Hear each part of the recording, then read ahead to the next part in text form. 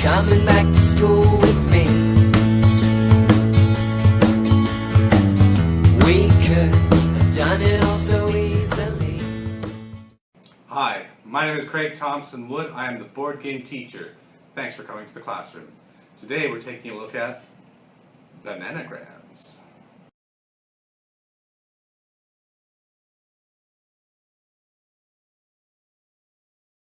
Now I just wanted to quickly establish that, in a previous video I've already looked at my first Bananagrams.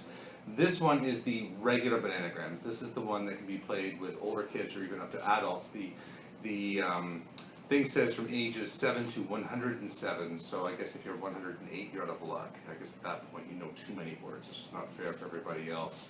But I am going to maybe say a word or two during the video today about how I might actually even use both in any given classroom. So let's get to the report card. So in taking a look at the report card here, number of players, you can have up to 8 players in this game. You can even play solo if you want to.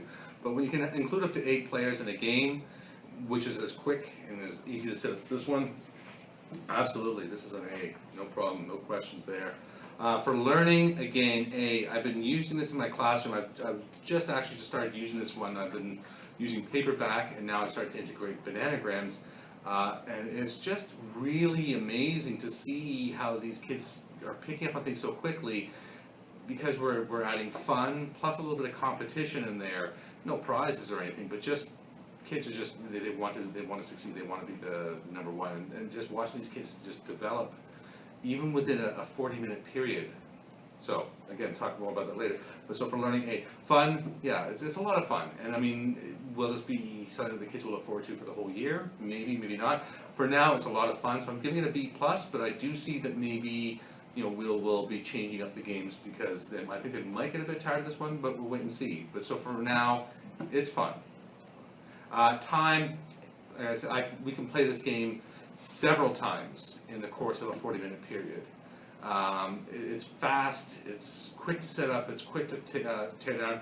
I mean, everything's just contained in this one little banana bag, and it's just a bunch of tiles. It's like Scrabble without the board and without the points. It's brilliant. And the cost, A. I mean, a brand new thing of Bananagrams will run you about $20 Canadian. Whereas, if you look around, some people again have moved on from games like this, in favor of other flashier games. And I was able actually to recently also pick up a second copy for my classroom for $10 from somebody secondhand. So look around, you can get these things cheap. And even if you buy them new, they're still cheap. All right, so let's get on to my thoughts about the game. All right, so Bananagrams may not be much to look at when you first get it. I mean, it's a bunch of tiles with letters on them, and that's really all it is.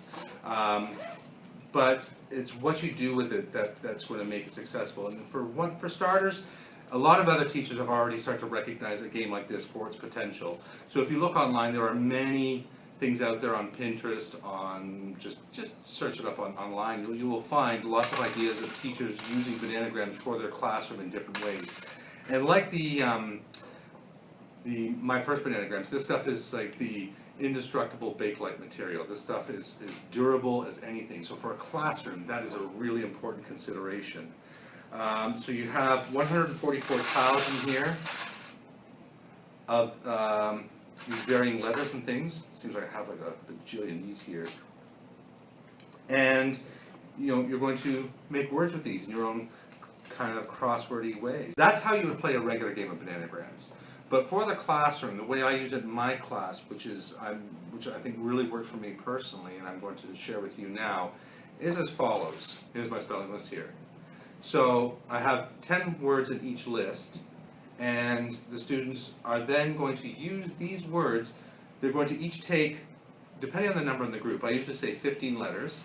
So they're going to take 15 letters, and I have them count those letters in grouping. So if they're doing up to 10, I have them count by twos. So I just say, why don't you count by twos? It's faster, because I'm encouraging them to get playing. Again, just reinforce the ideas of the math and the counting by twos.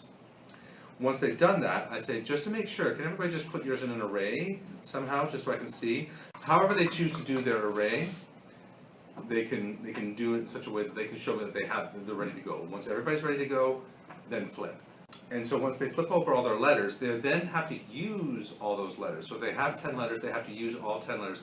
So if they spell a 4-letter word first, then they should be looking for a 6-letter word second to make sure they can use all their letters. Or if they do a 5, they do a 5. Then, once they, whoever's the first to spell their words, we declare the winner of that round. And we give the others a chance to finish up if they can. So to spell the words, the students are going to flip over their letters. And they are then going to see, based on what letters they have, what words can they get close to spelling. So they will then, so I've got very close to pray here, P-R-E-Y, I just need a P.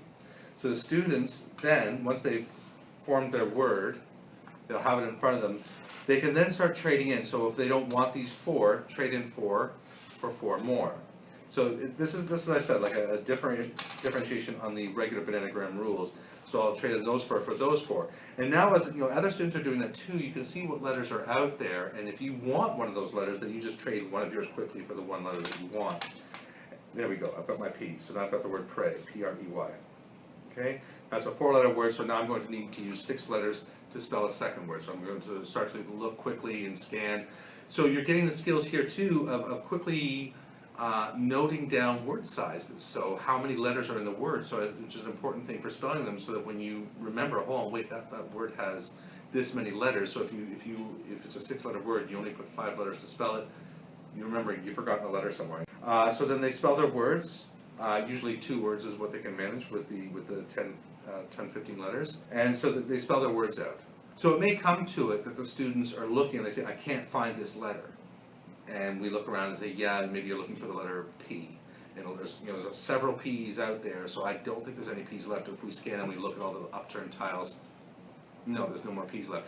They are now going to have to switch gears and teach them some mental flexibility too, where they're now looking, okay, what other word can I use that's the same number of letters, doesn't have a P. It amazed me in playing with some of these kids, even the students who weren't as strong at spelling as some of my other students, how quickly they were picking up on this, how quickly they were assessing and noticing patterns in words and letters and things to then be able to spell a new word quickly. It's because it's fun, it's motivating, and don't win, big deal. There's no prizes or anything. Again, the growth mindset happening here is fantastic because they're being encouraged to continue learning, to continue to practice, to continue to fail, and yet move on and pick up and try again. So that's one wonderful thing I've been seeing in this. Once you've played it a couple times where the students are making individual words, what you can then do is have them start to do the crossword portion, where they say, okay, if I've got pray and I want to spell, province, well, I can use the P in pray to spell province. Now this, that doesn't actually spell it. I'm just saying that. But you can start to make the crossword, a crossword puzzle from your letters. But you still have to make sure that you're using all of your letters. So the students are now able to double up on words and double up on letters rather, to be able to spell more in different words. And this is moving towards the regular game of Bananagrams, where you would be building a crossword, but in this case they have the framework of using the spelling words for that week. Now, if you don't use a spelling program in your room, or maybe there's some other things you could be using. You could have lists of commonly misspelled words. You could be having vocabulary words from your classroom, such as from science, from social studies, from math, any words that you want them to be familiar with. Any words that you find that they are having trouble spelling incorrectly in class that you want to reinforce, have lists of those things. Maybe they have their own personal dictionaries of words that they are trying to remember how to spell. They can include those. Wherever you wish to get the words from, whatever source you use to get the words, completely up to you. The point being, by giving them these words to practice within the Bananagrams game, it just makes it fun, engaging, and motivating for them, and they really enjoy it. So the big differences between the My First Bananagrams and the regular Bananagrams is, first off, is that Bananagrams has more tiles. So you'll want to keep that in mind when you're making your groups, that for the My First Bananagrams, you may want to make the groups take smaller numbers of tiles, because otherwise you're going to run out of tiles very quickly. Also with the My First Bananagrams, the big difference, and what I still love about it for my junior classroom, my 4s and my 5s, is that the lowercase letters. But My First Bananagram uses lowercase letters. And so some of my students still struggle with the BD formation, P's, Q's, G's, those kinds of things. So the My First Banagram reinforces these and helps to reinforce the use of the lowercase letters. And they're looking at things, well, is this an M or a W? It's like, well, one, it has the line on the bottom, and 2, you start to see the proper formation of the shape with the curves on the M as opposed to the jagged lines of the W. So I still think it's a great addition to a classroom if you want to include both, particularly if you have students who are finding it difficult to tell the difference between their lowercase letters and could use some reinforcement or practice on that. So that's going to be it for today's episode. Hopefully you saw something here you liked. Hopefully you will go out and get your own copy of Bananagrams and use it in your own classroom. If you do, please let me know what resources are you using, how are you implementing it, how are your students finding it. If you have any different ways that you can share with me on how it can be done. I mean, I'm sure I'm just, like I said, I just got this myself. I'm just playing around with it. I'm sure I'm just scratching the surface of what's out there and what's available and some of the ideas that people have. So I'd love to hear about that. Leave me a message in the comment section below and I'll be sure to respond. But until next time, I'm Craig Thompson-Wood, the board game teacher, saying thanks for coming to the classroom.